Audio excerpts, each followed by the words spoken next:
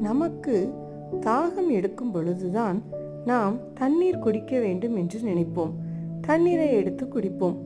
அப்படியாகத்தான் கர்த்தரிடத்திலிருந்து நமக்கு நன்மையான காரியங்கள் கிடைக்க வேண்டும் என்று நாம் வாஞ்சிக்கும் பொழுதுதான் கர்த்தரை நோக்கி பார்க்கிறவர்களாக, கர்த்தர் மீது அதிக ஆவல் உள்ளவர்களாக, நாம் தேடுகிறவர்களாக காணப்படுவோம். அப்பொழுதுதான் கர்த்தரிடத்திலிருந்து நாம் பரிசுத்த ஆவியின் அபிஷேகங்களையும் வரங்களையும் பெற்றுக்கொள்ள முடியும். மேலும் கர்த்தரிடத்திலிருந்து எல்லா விதமான நன்மைகளையும் ஆசீர்வாதங்களையும் பெற்றுக்கொள்ள முடியும். இதைத்தான் இந்த வசனங்களின் மூலமாக கர்த்தர் நம்மோடு சொல்லுகிறார்.